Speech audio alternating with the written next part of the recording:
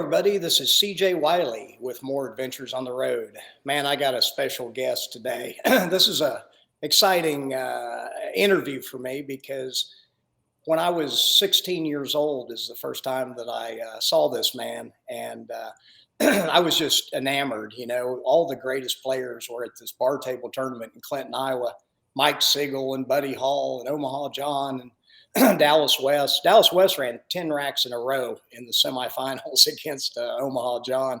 But Keith was strutting around with a shirt that had "The World's Got the Eight" on the back. And I still remember as a kid, he would walk through and these champions would just part like the Red Sea as he's coming through, and he's just hammering them, you know. And I mean, it was just hysterical. And that's how I like to remember pool, because I felt like I was in a movie. You saw the movie, right? Anyway, Keith, welcome. I really appreciate you joining me today. Hello, CJ. How are you? I'm doing great. Do you remember that tournament in Clinton, Iowa? Yes, I do. It was sort of a weird deal. The road players you were talking about, Mike Corella was there, Don McCoy, Yeah. And a lot of other real good players. And the equipment was a little funky, which I played pretty good on phony equipment, as you would say. And that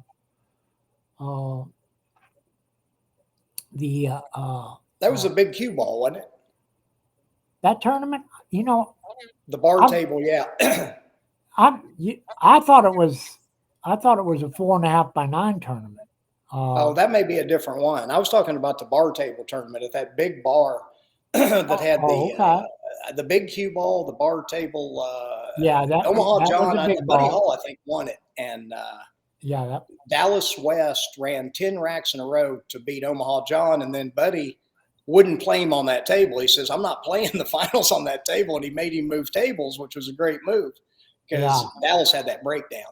You know how important that is. Yeah, Omaha John. I used to play Omaha. I played Omaha John a few times. He was a tough campaigner. I was giving him the 7, and I was beating him with the 7, a few sets here or there, and then actually my brother brought it to my attention today where I gave him the 6 ball, and that was from a Reno tournament, and then everybody went down to Sacramento.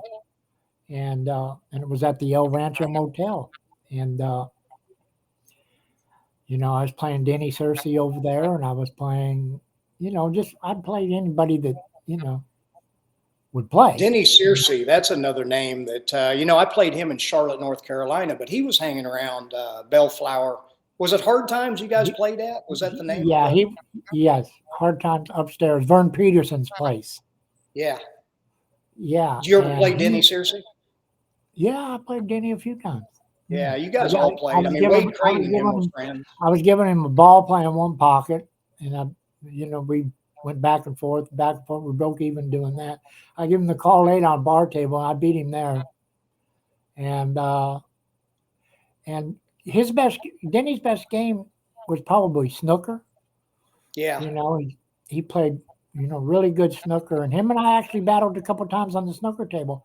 I beat him once and broke even once, but we played in the same games.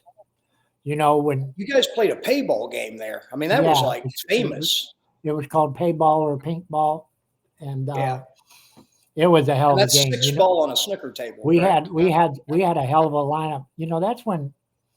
That was the time.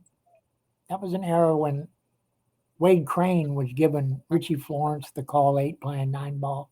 10 of heads. I didn't know who Wade Crane was. And I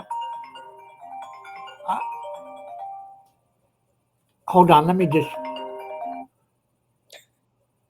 Okay. Anyway. Man, if that's Wade, don't answer it, all right? Wade, that's Wade calling me, telling me you better make sure you get this right. No, anyways. From the grave. Wade, I was 15 or 16 years old, and Cuban Joe, I don't know if do you remember Yeah, that name? I heard that. Yeah. Yeah. Anyways, Cuban Joe, he was always a, little bank robber, Cuban guy, always ran around with 20, 30,000 on him and, tried to act like he was a big time gambler, but realistically, he's a locksmith type of guy. Anyways, I start playing, I start playing, Wade Crane and Wade comes into the pool room and then about an hour later, here comes Cuban Joe, looking around and, trying to act like he don't know what's going on and stuff. Well, and yeah, it was, it was hectic. But anyways, I broke even with him, and then a few days later, he was down in Bellflower and then, I found out who he was. But it didn't stop me. I didn't care, because we had an agreement to play a session for 1,000, and he came back and he beat me the session for 1,000, and I quit. But because I told him I would play, and I didn't want to play him because I'd found out who he was, but I played him anyways, and it still took him 7, 8 hours to beat me. And His break was hard to overcome, wasn't it?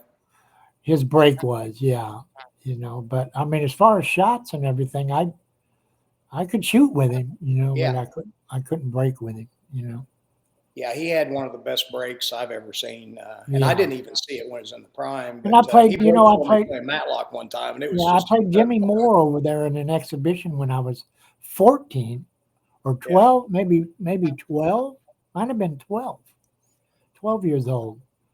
And that was sort of an experience too, playing Cowboy Jimmy Moore. And I think when I was 12, I ran 50 some balls playing straight pool, which was pretty good, for 12. When did you start? He only gave me 3 innings. He gave Bobby, he gave Bobby, a few more chances than I got. He didn't want to lose to me, but. Keith, how old were you when you started playing pool? I was probably about 9 or 10. Yeah. I used to play caroms. That's how it all started. I played caroms at the Parks and Recs and played sports a little bit, flag football and all that. Yeah. And then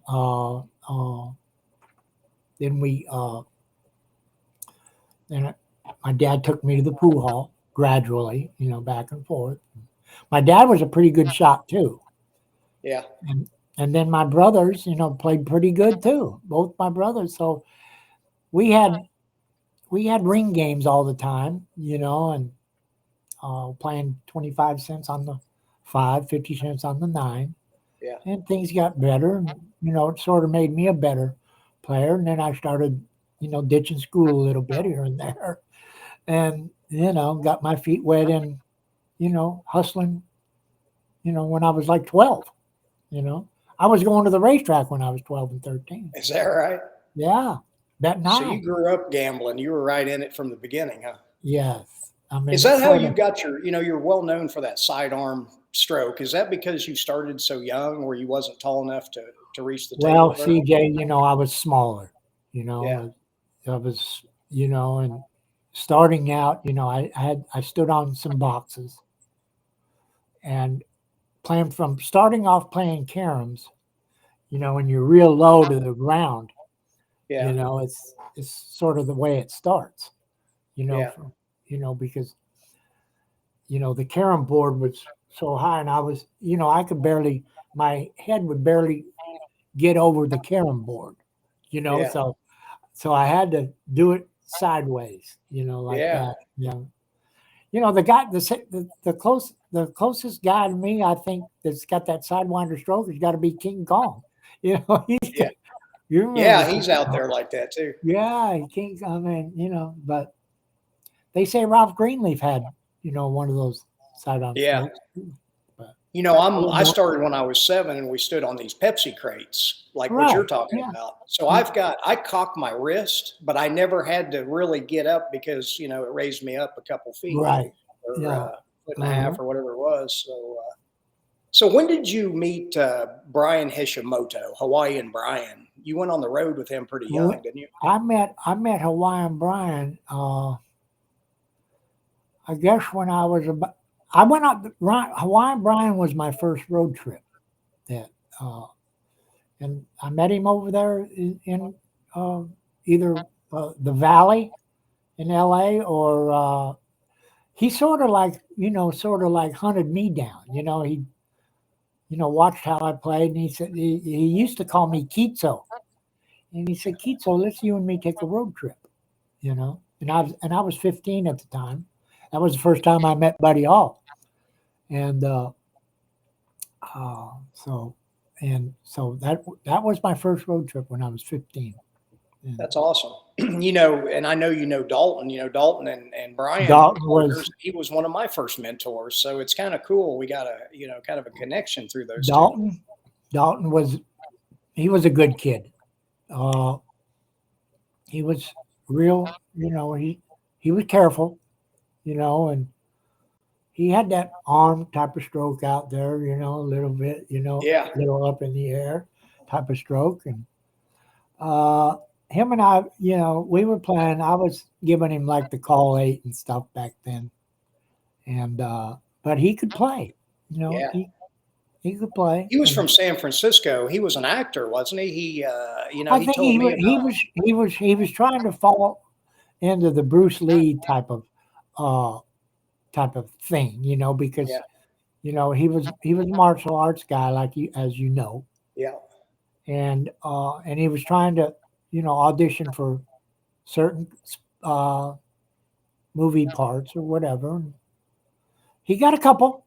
He had gotten a couple parts. A couple. Yeah, that was an advantage hustling Poole, because he was such a good actor. And you couldn't tell what ethnicity he was. And he would say sometimes he was Chinese, or he was telling people he was an Eskimo really talk a whole lot either. And then Indian. He wasn't boisterous or anything like me. I was going to get out there. Yeah. Yeah, he was a little withdrawn. He was into. He read philosophy and wrote poetry. He was a sophisticated man. Yes. And, he was a good influence on me, So, right. Well, he was a good teacher for you. He was a good guy. Yeah. And where did you and Brian go to? Did you out of California or just around that area? We started off. We went through Arizona and saw Weldon over there, and Weldon used to have a pool room over there too. That's another one of my mentors. Yeah.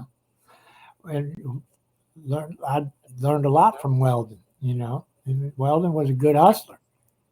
You saw him play one-handed jacked up, right? He was pretty amazing. He was a beast, Who was that? Bakersfield Bobby? I know you know him. He talked about him a lot. He was a great one-handed player.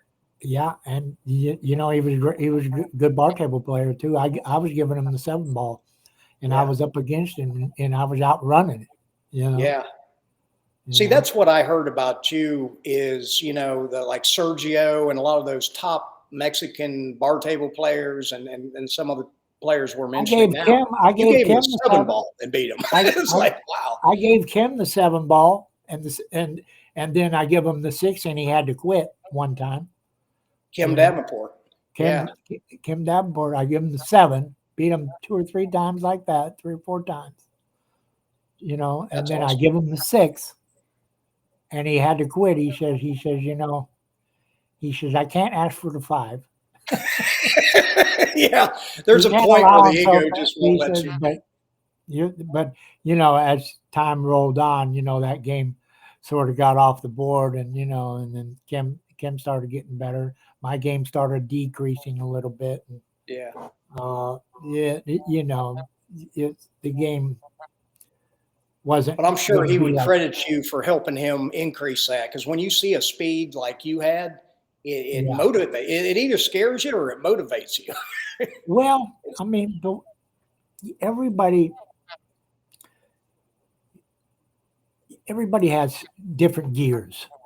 You know what gears are, and when a good player, like you see a lot of these good players, like, if, you're taking Shane and that young other kid that Fedor Gorst, and, they all have big breaks, Yeah. I never had a good break, myself. That's sort of what stops me in a lot of games. But,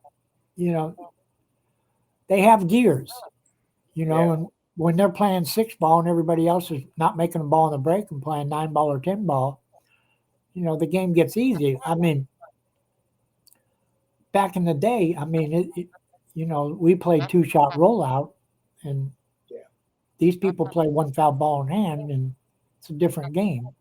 I know you've said the same thing, Keith, but when I started having to play 1 foul, like back in the day, if somebody wanted to play 1 foul for money, they'd laugh at them and say, "I'm not kicking for my money." And tell us how your game. They would know if it was an 8 or 7-ball or something. Right. They would know if it was me. We're gambling. There's going to be no 1 foul. Yeah. It's so much more strategic, and and I'm wanting to bring that back in this form. You haven't seen it yet, but I know you're going to like it. We're getting ready to do a film with Casey that you met earlier with this shooter dare, because I took the break out and just put in the best aspects of the 2 foul, which is the 3-way shots where you're shooting at a real hard shot. You're playing safe. You're playing position on the next ball. That is the ultimate part of pool, in my opinion. Don't you think? I would love to see it. I would love to see it. I mean, it's as far as for TV, it's going to be, hell. But I would love to see the game played. Well, Keith, I'll just tell you, there's, like you said, there's one weakness with that 2 foul, and that's people can push out and just play safe all the time. So what I added was a pocket zone where you got it. When you shoot, you have to get it within a diamond of the pocket you're shooting, or it's not ball in hand, but you either shoot from where they lie or you get a spot shot. It brings back the spot shot. Saying. Yeah, I mean, that's a little complicated, but you can change that around to where, like Buddy Hall was doing, like any 2 fouls. Yeah.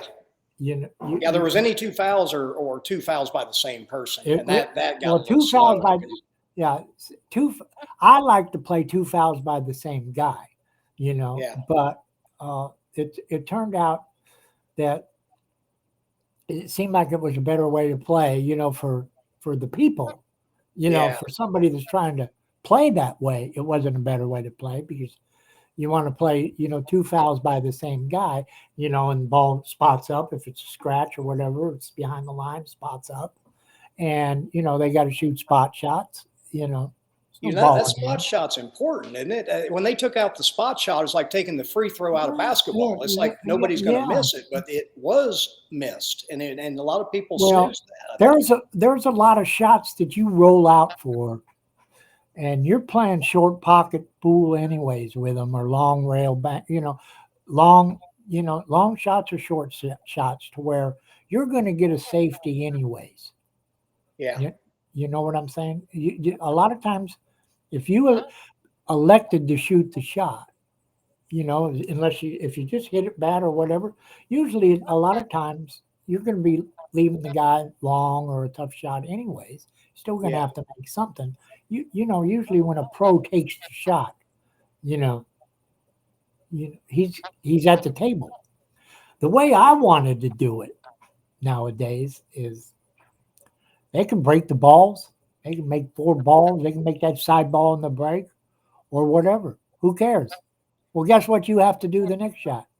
Spot the balls? You have to push out. Oh, push out first, yeah. You have to that's what I'm doing with shooter dare. And there again, it's complicated, but it's not once you get it. You have to hear that way. One guy's not playing 6-ball or 5-ball or 4-ball.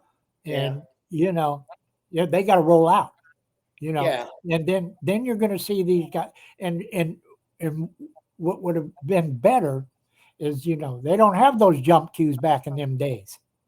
You had to use your own cue stick, Yeah, So the jump now, shots take away the three-way shot because if you hook somebody playing a ball as a come blocker, they on, just jump over the ball and make it. Like, it's come on here. The cue ball's like, right here, right? And the object ball is, say, 6 inches. You know what I mean? And you got a ball there, and you can jump right over that and spear it in. Come on, give me here. What it does, it's like, another thing about I don't want to knock, I don't want to knock somebody trying to make a buck, but I hate to see him to make $1 on my expense. Yeah. Another thing, Keith, I have a hard time watching one foul because, the commentators don't have much to talk about. He's either trying to make it or he's kicking or he's playing safe. But think about the commentating for 2 foul. Isn't that a whole lot better in your opinion? They got a lot to talk about. Yeah, no, I agree. Yeah. I think if you and I were commentating one of those matches, it would be really interesting to people because we know that game backwards and forwards. I probably won $1 million playing that game, So. Right. No, I mean, I know you did too. There was, there's certain ways that, especially, you go back in the 70s and stuff, the way to beat a good player is to put them on tight equipment, put them in a situation to where, the game changes, especially when you have a weak break like my break was, Yeah. If I broke the balls good, it wouldn't matter who I was playing back in those days because the sets would be 11-3, 11-4 all the time. I mean, it wasn't, it wasn't a contest. I think it's equivalent to, I know you play golf. It'd be like, Tiger Woods. We talked about him a little bit. If the guy can just drive the green every time and putting for eagle, it's just not fair. It takes the real part of the Tiger game. Woods, they had to start changing golf courses when he shot that record thing over there at the Masters when he went 21 under or something like that. Well, that they had to make those dog legs, change those dog legs, everything. And you play golf, Yeah. Hank Haney and I were good friends, and he was Tiger's coach for a while. And he told me they're trying to Tiger-proof the golf course in the wrong way to stop him. Instead of making the rough higher, they need to make it lower because when he hits those drives that go off, he's hit it so far, he gets really punished if that rough isn't there. But the rough actually helps him. Yeah, so. They've got that equipment now to where Tiger still can pump it out there 340, 330. Hey man, that reminds me of a story. We were at Willard's in Chicago, and I was walking back to the tournament, and you were out playing golf, and it was funny. I mean, you guys were always funny, and somebody was like, Keith, you don't even have a golf glove? And you're like, tell that. It's funny what you said. Well, I mean, I could take off my sock and it'd be the same, effect for me as in a golf glove. And actually it would be looser, it wasn't that hard for me to move around the sock. Yeah. And, sometimes I didn't have the money to buy a glove, Yeah, I laughed for 2 days about that because you said, I don't need a golf glove. And you sat down, took your sock off, put it on your left hand, hit the drive, and just marched out.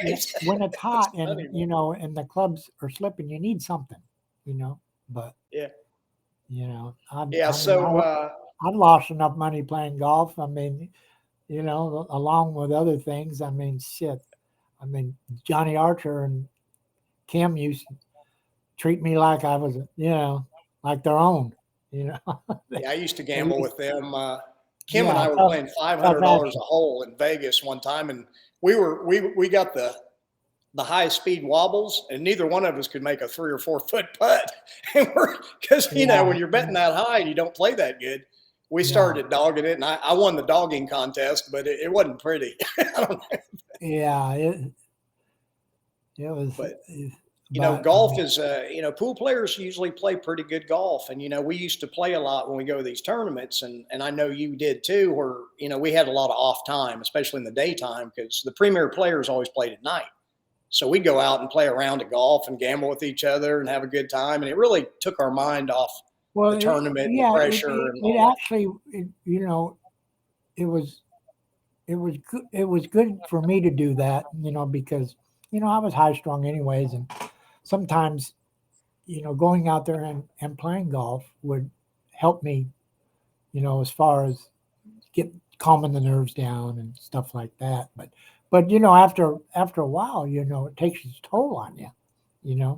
If you play every day, like somebody like Earl, Earl used to play every day and go out there and I've play played a pool lot and with run. Earl. Does he Earl have the would run most 5, 6, amazing 7 racks. eyesight or what? Earl would run 5, 6, 7 racks after go playing 27 or 36. I mean, it was a walk in the park for him. Now let's talk about the next major chapter in your life, and that's The Color of Money. Tell us, how you got in that role, and I think it was at the U.S. Open.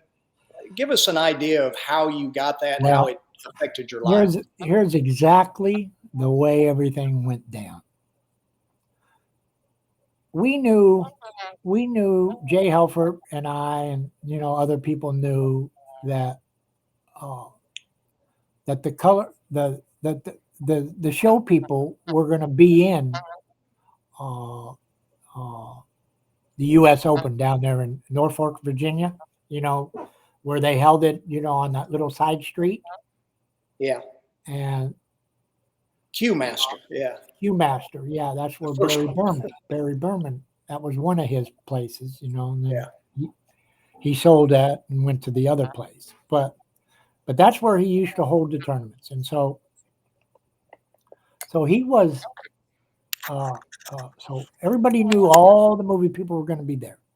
So I was gearing up for that, and then there was a tournament over there in Olathe in Kansas, and then Efren beat me out of, like 20 or 30,000, before that. I was hot after his trail. He was giving me 9-7 playing one pocket. And so we get over there in Norfolk, and, I'm looking to play as, Efren some more, 9-7. Yeah. So, and I got the movie people there. So here we go. And I start barking at him, and boom, boom, boom. So here we go. We start playing like 1,000 a game.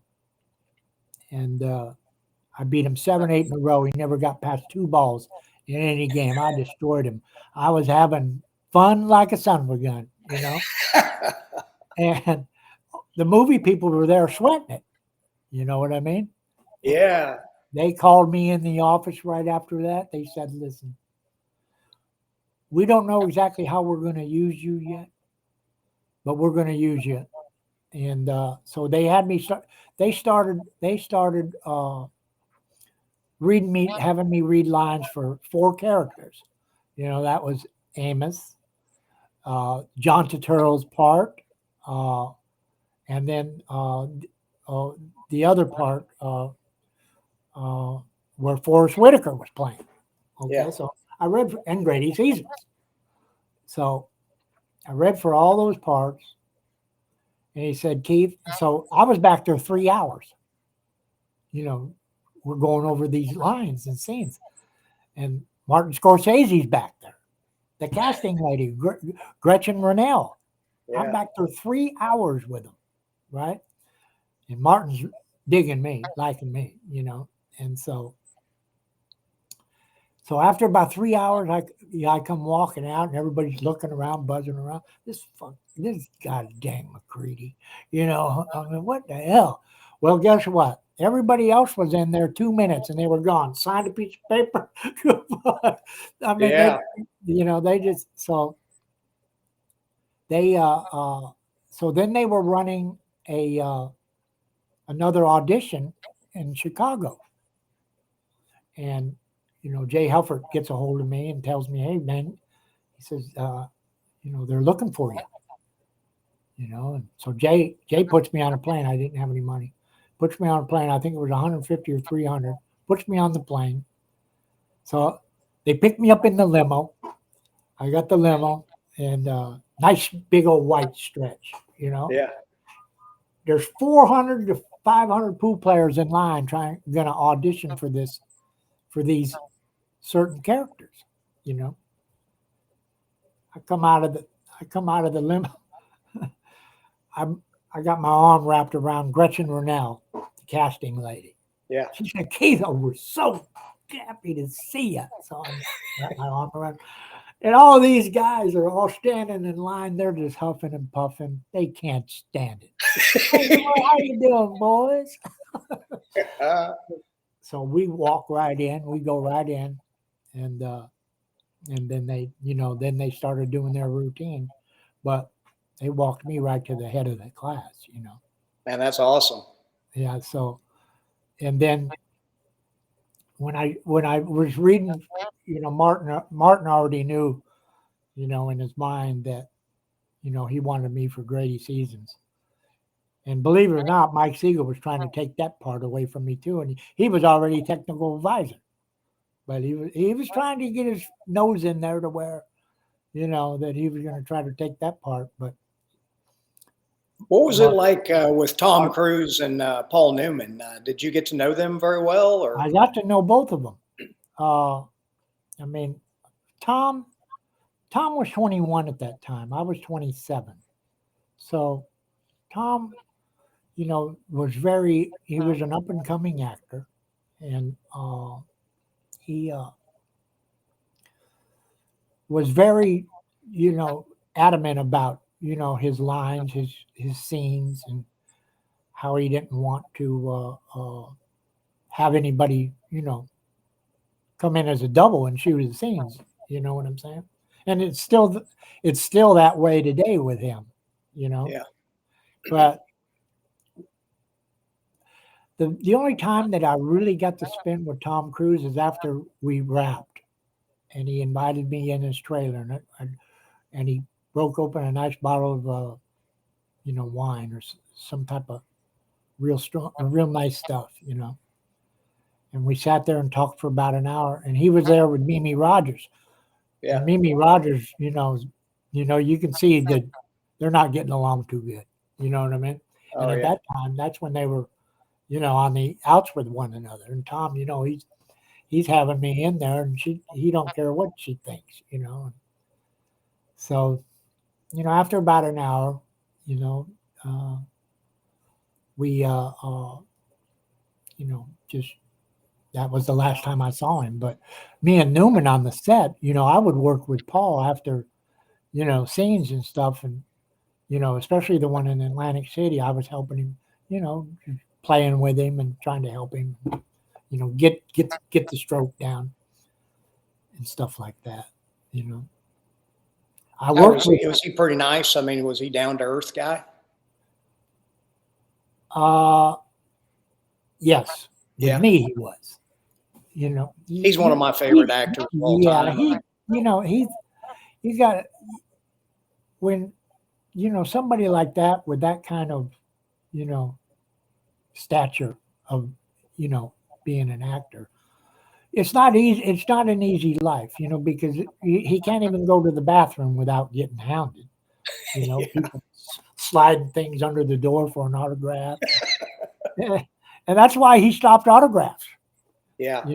But he gave me one, and there was there was a few things that I had from the movie, and I didn't really have any place to put them, and so I ended up, I forget where I put them, but I wish I had them now. They'd be worth some money. Yeah. I presume you watched The Hustler, I'm sure, at a pretty young age. Did that have an influence over you, watching Paul Newman and Jackie Gleason and that? Yeah. I loved The Hustler. Yeah. Yeah, it was an awesome movie. I mean, really was, Yeah, I mean, it was more believable, but you have, I don't sell the box. I don't get the box office tickets, it was, but, it was Tom Cruise and Paul Newman, Yeah. At that time, that was 1985. And the movie came out in 86, Yeah. So. Yeah, it had an influence on my life. I really was timed, not by, I didn't plan it, obviously, but my age. I remember being in your place after. I remember being in your place after, that movie came out. It only been out for a couple of years, 2 or 3 years, I think. When I was in your place, right? Oh yeah. And I'll tell you what, you know as well as I did, it made the pool rooms bustle Oh with yeah, action, no, and here, people are you spinning know, their sticks and you trying to be Tom Cruise. after the movie came out, I was on an airplane, and there was like 8 or 9 people that recognized me on the plane. Yeah. And then I started signing a bunch of autographs and stuff like that. It's like a The movie nightmare, ain't been isn't out 3 days. Huh? it? Hey, who came up with that line? What? The like a nightmare. I mean, that was in That the was movie. But did script. they make that special for you or anything? Or? That was in the book. It was in the book. Okay. Yeah, that was in the book. I ad-libbed some other lines, but it never got edited, which I sort of wish it would have, Yeah. but You're known for that, like in the movie. I mean, that was like a really yeah, the strong lucky little part. prick and this and that was me ad-libbing. Yeah. And then Yeah. I'm sure the everybody's seen Impossible that. Dream. Hey, Keith, just for a second, let's go back in time and check that scene out. And I just want to see if it brings back some memories. All right, let's do it. I'm going to ask my executive producer to bring up that clip, if you will, Casey. Yeah. It's like a nightmare.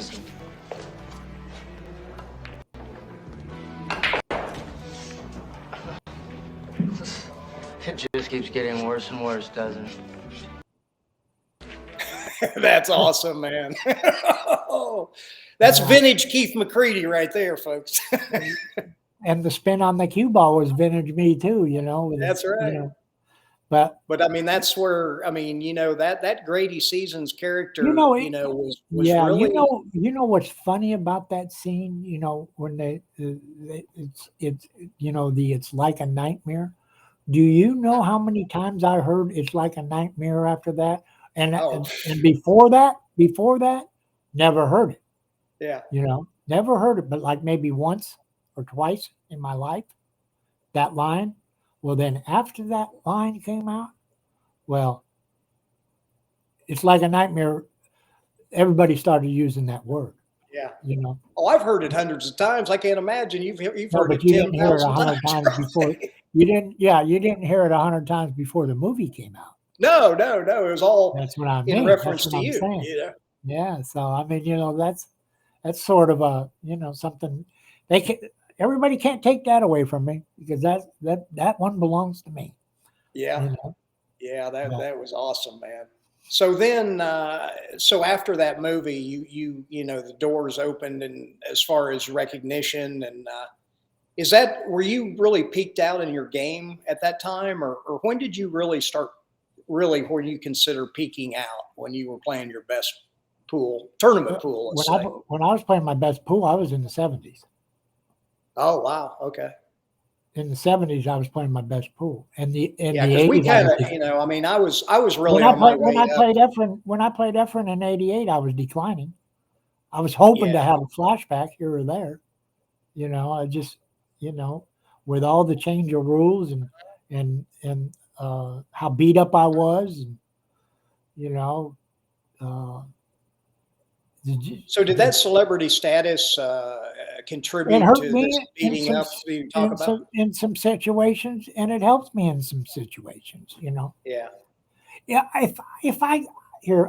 Trust me, I could have done things a little different. I could have probably went overseas and done exhibitions with all this, and hooked up with some real good trick shot artists, and made lots of money behind it, but I just, it was a different era, different time, and I didn't do it, Yeah.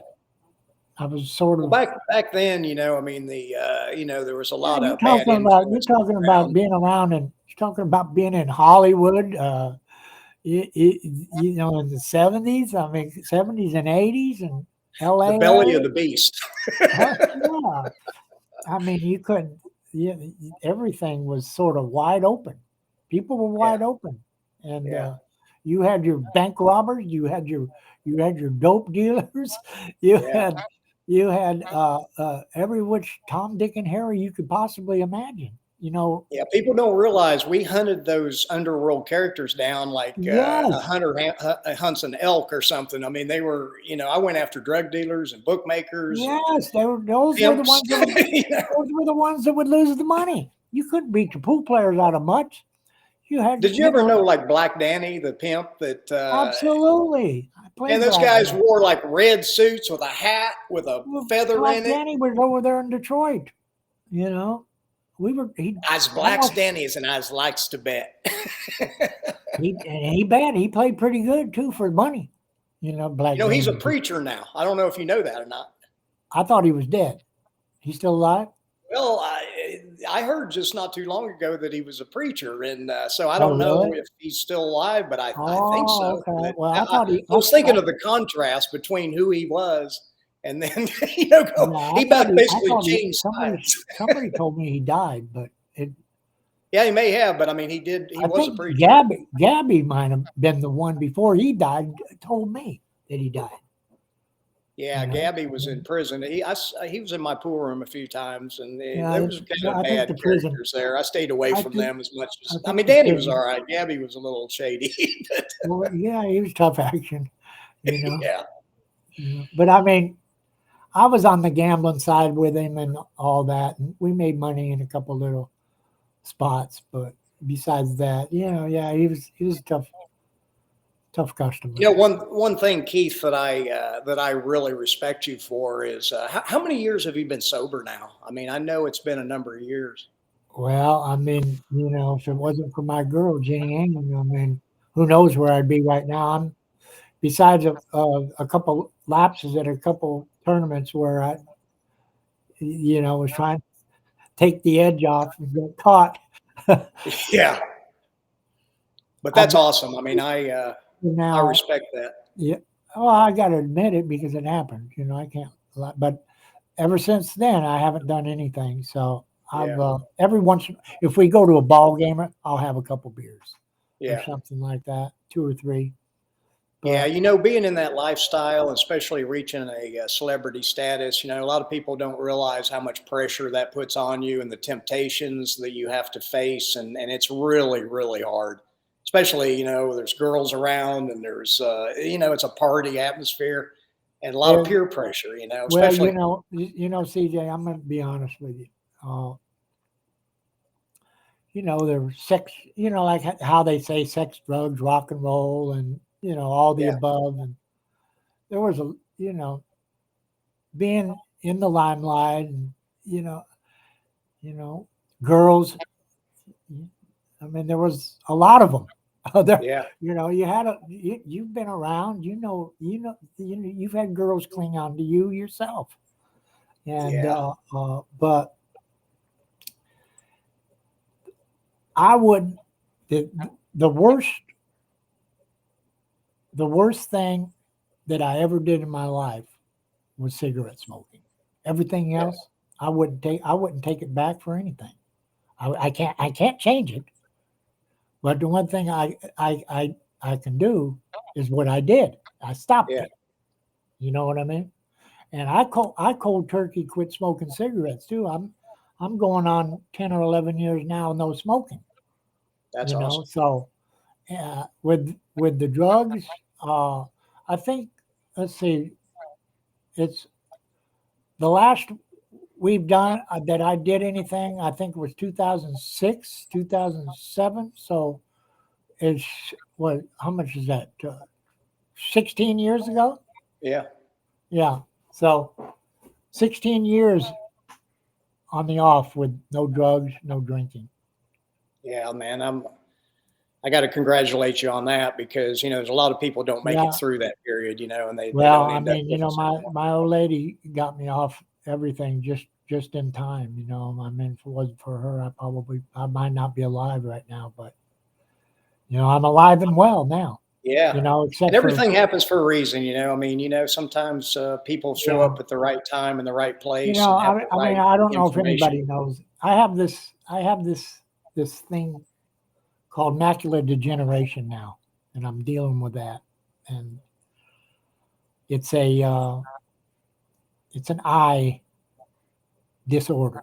You can't, It's not good. I had, I get shots now in every eye every month. I take these glasses off. Everything's blurry. Uh, I could probably play on a bar table because it's smaller, but there's really there. Hold on. There was a fly. I had to get him. There's really Sharking you. there's really no cure for it. You can contain it. You can contain it, and you can have it maybe get a little better. Like right now, I've done. In fact, I've got to do next week. I got to do my shots again. So it'll be my 14th shot in each eye. So that's a year and 2 months. But of the good stuff, I've had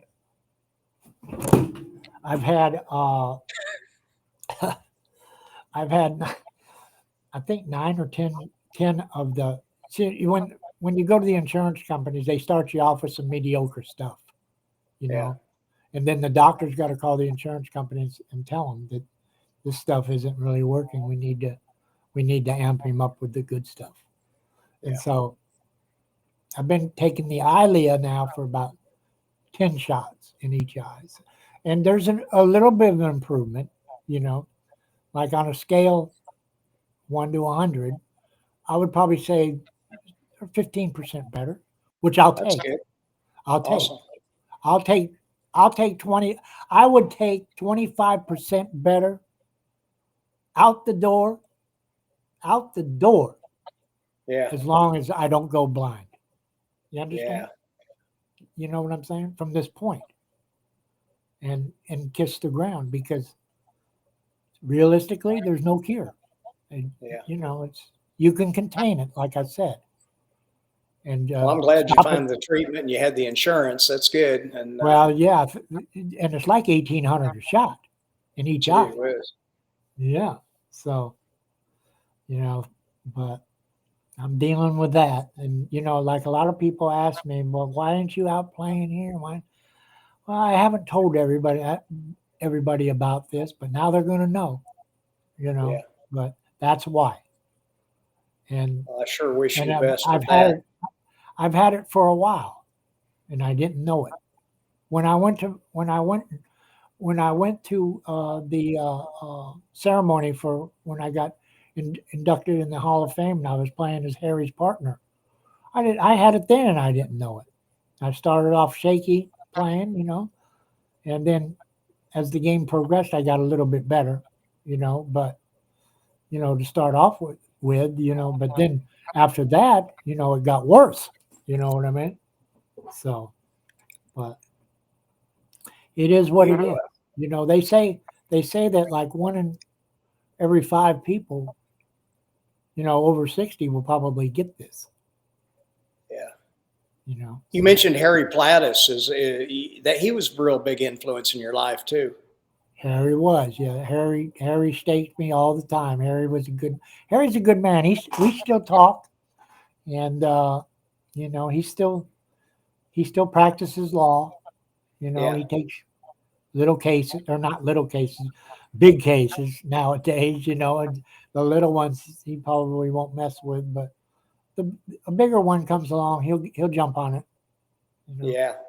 Keith, I want to get Casey to put up another clip of The Color of Money, and just one more little memory jog for you. That Casey, can you? There's so many more.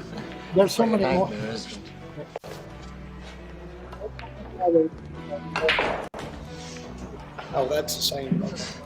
It just keeps getting worse and worse, doesn't it?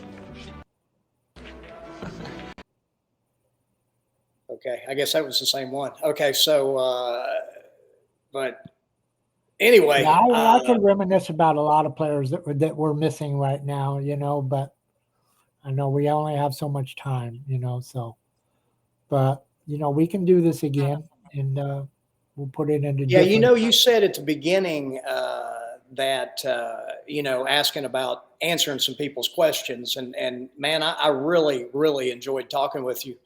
Would you be up to do another one live? I know you got some doctor's appointments. Absolutely, I'll do it live. Yeah, because I think people would like to be able to ask you some questions, and maybe me because one or two, there's especially probably you. there's probably questions that they wouldn't mind hearing about and see. I'm sure there'll probably be some people that come on there that will put me in situations that I totally forgot about, and I'll remember it. Yeah, and we've got a lot more people that we can talk about. I mean, it's amazing how many people that we have shared experiences with through the years. Yeah, And, I mean, I grew up around the great players, so Denny Searcy, Cole Dixon, Larry Lascotti. Yeah, Cole Dixon is another one that was a great player and a real charismatic guy. Him and I were like brothers and brothers, We did a lot of things together. We went dove hunting together. We played baseball together. Yeah. Played golf together. I mean, you name it, we did it. Went to casinos together. Played poker together. Did it all. Cole was great, and I'm in Sanford, North Carolina, and a guy named Eddie Burton lived here, and I know you remember Eddie Burton. I told you before, he was out in California, he died over there in the pool room, right? Yeah, he had a heart attack right in the same pool room I'm going to on the table that I've been practicing on. Had a heart attack. I told the guy here, I said, if I'm going to go, that's the best way for me. I want to make the shot though. I don't want to dog one and go. I want to make it like a fantastic one. I wanted to say something just about I have this cue line. There's only one cue left. And if anybody wants a nice cue stick, there's only one left. And it's Eddie P from Crossword Cues. Oh yeah, I know Eddie. Yeah. Yeah, he's got it. He posted it on my website, and if anybody grabs it up today, I guarantee you I'll get him a discount. Yeah. So, how much? Can you say how much it is? I think he's got it up there for $2,500, but I'll get it. I'll let it go. I'll tell Eddie to let it go for $22, out the door. And one day, this is a one-day deal. Maybe they could send it to you, and you could put an autograph on it or something. And well, they automatically get an autograph picture with it. And but you heard that here, folks. He's got one of these cues left. Cues. A legendary player, as you can, Eddie P. O'Faith, Crossword Cues, and the cue maker is Gary Langley, who I became very good friends with, and he's a hell of a cue maker. And everybody that's had these cue sticks, everybody loves them. Great. So, man, that's awesome. All right, Keith. Well, I appreciate your time. And like I said, the next one, let's do it live so we can get some participation from people out there that would just love to ask you some questions and spur some more memories and stories for your adventures on the road. Okay, let's do it. All right, brother. All right, man. All right, CJ. It's been a pleasure. And you be safe. Everybody, you got something to look forward to. And remember, the game is the teacher. All right, the game is the teacher. All right, buddy. I'll talk